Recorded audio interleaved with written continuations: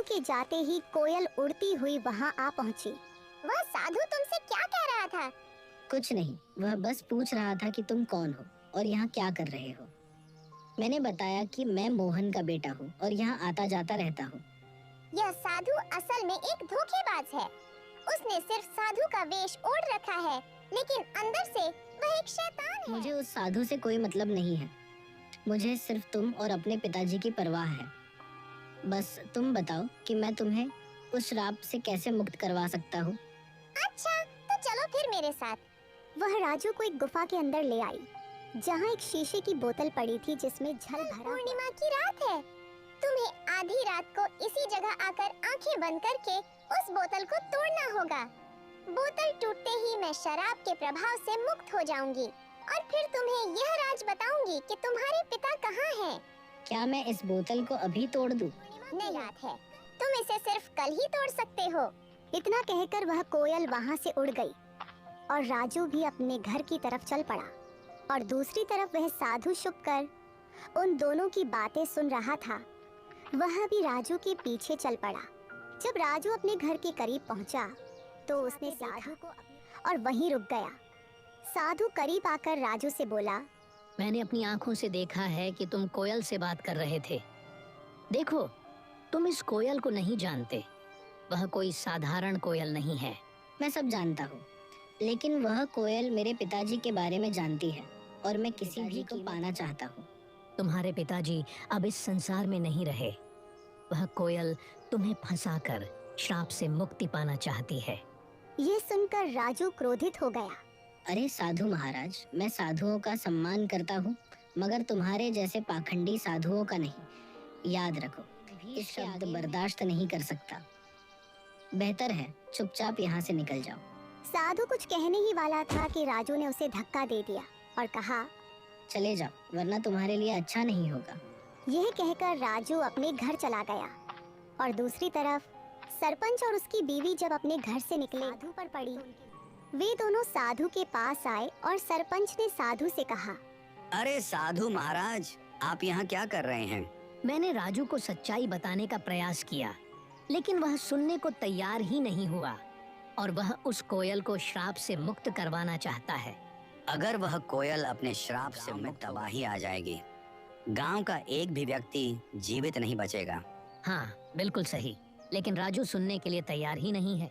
साधु महाराज, आप चिंता मत करें, मैं अभी राजू को समझाता हूँ। ये कहकर सरपंच उसी वक्त राजू के घर गया और घर जाकर राजू से कहा, राजू, यह मैं क्या जंगल में किसी कोयल से मिलते हो जो इंसानों की तरह बातें करती है? क्या तुम्हें यह अजीब नहीं लगा कि एक कोयल इंसान की तरह कैसे बोल सकती है? ओह, तो आपको पता चल गया। देखिए सरपंच जी, शुरू में मुझे यह सब अजीब लगा था, लेकिन अब नहीं, और मुझे पूरा विश्वास है कि यह ही बताई होगी। देखिए सरपंच जी, 8 साल पहले मेरे पिताजी रहस्यमय ढंग से लापता हो गए थे और वह कोयल जानती है कि मेरे पिताजी कहाँ हैं। मैं बस अपने पिताजी को पाना चाहता हूँ, उनसे मिलना चाहता हूँ। बेटा, तुम अपने पिताजी के बारे में कुछ भी नहीं जानते हो? हाँ, मैं नहीं जानता, बिल्कुल। आपने कभी मुझे बताया ही नहीं और न ही गांव वालों ने कुछ कहा, तो फिर मैं कैसे जान पाता? अब मैं किसी की बात पर विश्वास क्यों करूं? बताइए। मुझे सिर्फ कोयल की बात पर विश्वास है और कल पूर्णिमा की रात है। कल मैं उस कोयल को श्राप से मुक्त कर दूंगा। वह कोयल श्राप से आजाद होकर मुझे मेरे पिताजी से मिलवाएगी। इतना कहकर राजू गुस्से में घर से बाहर निकल गया। राजू, मेरी बात सुनो। राजू, रुको। सरपंच ने राजू को आवाजें दी, मगर उसने एक भी न सुनी और घर से निकल गया। सरपंच भी घर से बाहर आया और साधु भी घर के बाहर। सरपंच ने साधु से कहा, राजू पता नहीं कहाँ गया है। अब हमें कल तक का इंतजार करना होगा और जंगल में जाकर राजू को बोतल तोड़ने से रोकना होगा। अगली रात साधु सरपंच को लेकर जंगल में उस गुफा के पास ले गया और कहा, यही वह गुफा है जहाँ वह बोतल पड़ी है जिसमें उस डाइन कोयल की शक्तियाँ आता ही होगा। हम एक तरफ छुप जाते हैं। यह कहकर वे दोनों गुफा के एक तरफ छुप गए और उसी वक्त राजू वहां आ जाता है। राजू को देखकर वह कोयल उड़ती हुई राजू के पास आई और बोली, यहाँ साधु और सरपंच आए हैं।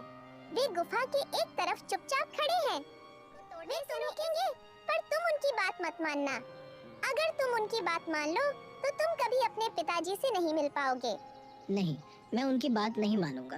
ठीक है, तो तुरंत जाओ, वो बोतल उठा कर ले आओ और उसे तोड़ डालो। राजू जल्दी से गुफा के अंदर गया और वह बोतल उठा लाया। जैसे ही लगा तो साधु और सरपंच वहां आ गए। राजू रुको, इस बोतल को मत तोड़ो, तुम बहुत बड़ी गलती कर रहे हो। नहीं, मुझे किसी भी हाल में अपने पिताजी से मिलना है। राजू ध्यान से सुनो, ये कोयल कोई साधारण पक्षी नहीं बल्कि एक डायन है। आज से 10 साल पहले इस डायन ने पूरे जंगल पर कब्जा कर रखा था। जो भी गलती से इस जंगल में जाता फिर कभी लौट कर नहीं आता था। तब तुम्हारे पिताजी और मैंने मिलकर ठान लिया कि इसे रोकना ही होगा। हमने साधु महाराज से उपाय पूछा। उन्होंने बताया कि इस अभिशाप को खत्म करने के लिए तुम दोनों के पास वाले कुएं में अपनी जान देनी होगी। तुम्हारे पिताजी बहादुरी से आगे आए और यह बलिदान स्वयं देने का निश्चय किया। उन्होंने कुएं में छलांग लगाई और साधु महाराज ने उस डायन की सारी शक्तियां एक बोतल में कैद कर दी और उसे कोयल में बदल दिया।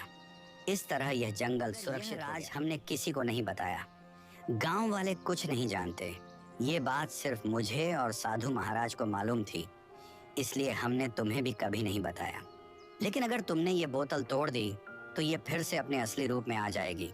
ये सिर्फ उसकी एक चाल है। ये लोग झूठ बोल रहे हैं, सच्चाई वही है। अगर मेरे मन में कोई चाल होती तो मैं तुम्हारी मदद क्यों करती?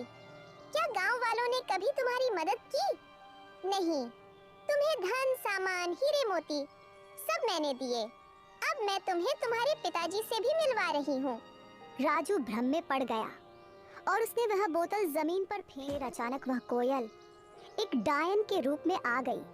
राजू, तुमने मेरा बड़ा काम आसान कर दिया। अब मैं आजाद हूँ और अब तुम सबकी शामत आ गई है। आज मैं तुम में से किसी को भी जिंदा नहीं छोड़ूंगी। राजू तुमने बहुत बड़ी गलती कर दी है। अब ये डायन हमें किसी भी हाल में जिंदा नहीं छोड़ेगी। मुझे माफ कर दीजिए, मैं उसके बहकावे में आ गया था। क्या अब इसका कोई हल नहीं बचा? इसका बस एक ही हल है कि हमें तुरंत उस कुएं के पास जाना होगा। ये कहकर वे तीनों कुएं की ओर भागे और वह डायन भी उनके पीछे आ गई। वहां पहुंचकर साधु ने कहा, अगर तुम इस डायन से छुटकारा पाना चाहते हो तो तुम दोनों में कुएं में छलांग लगाकर अपनी कुर्बानी देनी होगी। साधु की बात सुनकर राजू तुरंत बोला, ये मुसीबत मैंने खुद मोल ली है, इसलिए इससे मुक्ति भी मैं ही दिलवाऊंगा। यह कहकर राजू ने कुएं में छलांग लगा दी और अपनी जान कुर्बान कर दी। साधु ने तुरंत डायन को फिर से एक कोयल के, मगर इस बार उसके पास इंसानों की तरह बोलने की शक्ति भी नहीं रही। सरपंच को राजू के जाने का बहुत दुख था, मगर वह क्या कर सकता था। इसलिए वह घर लौट आया और धीरे धीरे फिर से हंसी खुशी जीवन बिताने लगा।